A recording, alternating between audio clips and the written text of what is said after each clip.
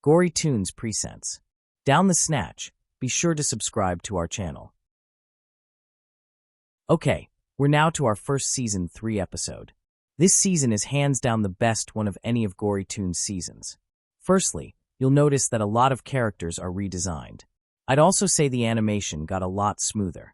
Although there's also even less focus on replicating HDF, I believe. This is more like an action-adventure comedy, with the occasional gory moment. I don't meant to toot my own horn, but I feel like that's what most people would want out of HDF. A lot of people call it repetitive and gimmicky, and I thought about it, and yeah, I see their point. I guess that's why Gory Toons was made. I wanted to add more to the formula. Anyway, Wario's up here doing crap. I must gush about Wario again. He's so funny, and probably not that out of place in Gory Toons. He's built for this type of chaos, I guess. But yeah, this isn't as bloody. You can already tell there's a bigger focus on slapstick. I wouldn't say it's a bad thing, but you really start to notice this episode gears a bit away from HDF. Here's Wario being a freak. He loves his money. If you die-hearted Wario fans understand why he ate that bag, you'll get that it's a little nod to Wario World, where he eats coins. Also unrelated, but Wario looks so much better here. When I first drew him in 2022, he looked so off. I forgot his ears, and I made the W on his hat yellow.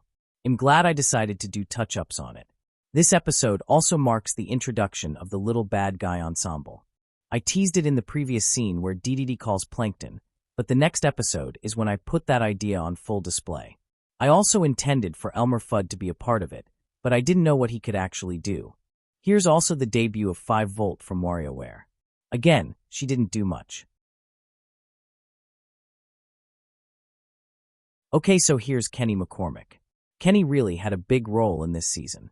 Again, I owe it all to him being the perfect fit. As I mentioned before, Season 3 was when I started to prioritize what my audience would realistically want. Obviously, you probably want Kenny to be in an HDF crossover. Also, I just really love Kenny. I got that creator's pet syndrome where you excessively use that one character you really like.